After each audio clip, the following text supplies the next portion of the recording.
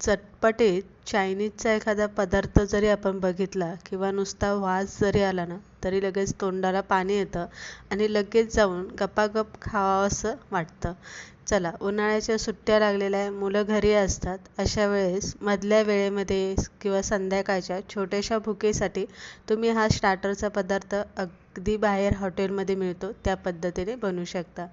तर इथे आज आपण बघतोय पनीर चिली कशी बनवायची ही रेसिपी शेवटपर्यंत बघा. तर इथे मी पनीर चिली बनवण्यासाठी अर्धा किलो पनीर घेतलेले. पनीरचं जे पाणी असतं ते एखाद्या कॉटनच्या कपड्यावरती पनीर ठेवायचा आणि थोडा वेळ पाणी सोकेपर्यंत तसंच राहून द्यायचा, म्हणजे जास्त कॉर्न पावडर आपल्याला यामध्ये घालावी लागत नाही.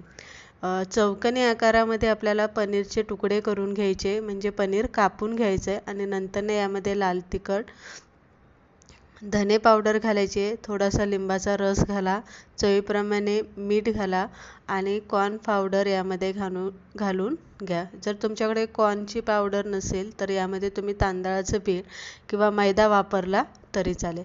थोडंसं पाण्याचा शिडकाव मारा आणि व्यवस्थित कोटिंग करून घ्या, म्हणजे काय होतं, कॉर्न पावडरचं जे पीठ असतं ते पनीरला व्यवस्थित चिटकलं जातं आणि त्यामुळे पनीर एकदम खुसखुशीत आणि कुरकुरीत तळले जातात. तर इथे तुम्ही बघू शकता, इथे थोडंसं तुम्हाला लाल तिखट अजून वाढवायचं असेल तर तुम्ही इथे लाल तिखट वाढवू शकता आणि कलरसाठी थोडासा लाल कलर येण्यासाठी फूड कलर वापरला रेड कलरचा तरी चालेल. कोटिंग करून घेतलेले 2 टोमॅटो, 2 कांदे आणि 4 शिमला मिरची अशा चौकोनी आकारात मोठ्या फोडीमध्ये आपल्याला कापून घ्यायचे आणि 2 हिरव्या मिरच्या बारीक चिरून घ्या. आलं लसूण बारीक कापून घ्या किंवा मिक्सरला असं ओबडधोबड फिरवून घ्या.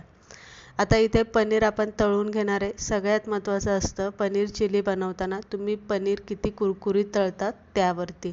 तेल पहिलंच गरम करायला ठेवलं होतं. तेलामध्ये जेवढं बसेल तेवढं पनीरचे तुकडे यामध्ये घालायचे आणि चांगला हलका सोनेरी कलर येईपर्यंत, कुरकुरीत होईपर्यंत पनीर इथे तळून घ्यायचं आहे. पनीर चांगलं कुरकुरीत असं इथे तळून घ्यायचं आहे, म्हणजे जेव्हा आपण ग्रेव्ही बनवणार आहे त्यामध्ये गेलं की पनीर लगेच असे मऊ पडायला नको. तर इथे पनीर आपलं तळून झालेलं आहे. ज्या भांड्यामध्ये आपण पनीरला कॉर्न पावडर घालून कोटिंग केलं होतं त्यामध्येच पाणी टाकलेलं आहे. 1 चमचाभर आपल्याला कॉर्न पावडर यामध्ये घालून याची सरी बनवून घ्यायची, जी आपल्याला सगळ्यात शेवटी लागणार आहे. तर इथे आपली सरी बनवून तयार झालेली आहे. त्यानंतरनं कढईमधलं तेल कमी करा. जास्त तेल आता आपल्याला इथे घालायचं नाही. अगदी 2-3 पळ्या यामध्ये छोट्याशा घातल्या तरी चालेल. अर्धा चमचा काळी मिरी पूड आवर्जून घालायचे, बारीक चिरलेली हिरवी मिरची घालायची, आलं लसणाचे जे आपण बारीक बारीक चिरून घेतले ते यामध्ये घालून तेलामध्ये 1 मिनिटभर आपल्याला चांगलं हे भाजून घ्यायचे, जेणेकरून लसणाचा आणि आल्याचा वास जास्त आला नाही पाहिजे.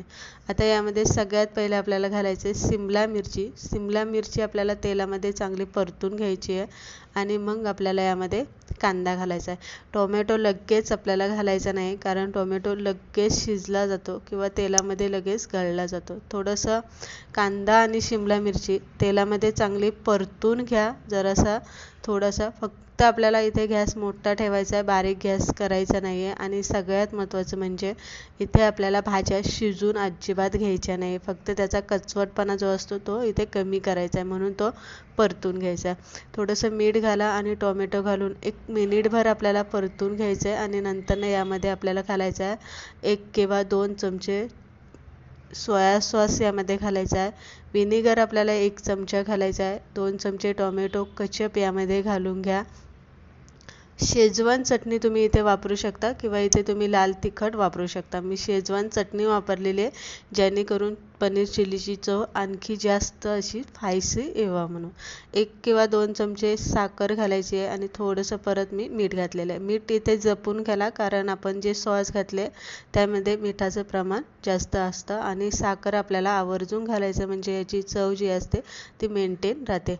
सगळ्यात शेवटी आपण जी कॉर्नफ्लॉवरची सरी बनवून घेतली होती ती यामध्ये घालायची, व्यवस्थित हलवून घ्यायचं. इथे आपली ग्रेव्ही तयार झालेली आहे आणि मग सगळ्यात शेवटी आपल्याला यामध्ये तळून घेतलेले पनीर घालायचे. पनीर आपल्याला सगळ्यात शेवटी घालायचे, जास्त जास्त पाणी यामध्ये घालायचं नाही, कारण पनीर चिली ही ड्राय असते, हे लक्षात ठेवा. जास्त पाण्याचा वगैरे इथे गरज पडणार नाही.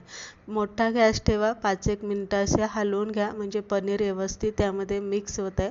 तर इथे बघू शकता, अगदी बाहेर हॉटेलमध्ये मिळतं तसाच आपला इथे स्टार्टरचा पदार्थ बनून तयार झालेला आहे. छान अशी चटपटीत चमचमीत अशी आपली ही पनीर चिली घरच्या घरी बनवून घेतलेली. तुम्हाला ही रेसिपी आवडली, लाईक करा, शेअर करा आणि कशी वाटली ते सुद्धा कमेंट करून नक्की सांगा. परत एकदा अशाच आपण स्टार्टरच्या पदार्थाबरोबर भेटूया. तोपर्यंत मस्त खात राहा, मजेत राहा. उन्हाळा चालू आहे, मुलांची काळजी घ्या, तुमची स्वतःची सुद्धा काळजी घ्या. तोपर्यंत बाय बाय.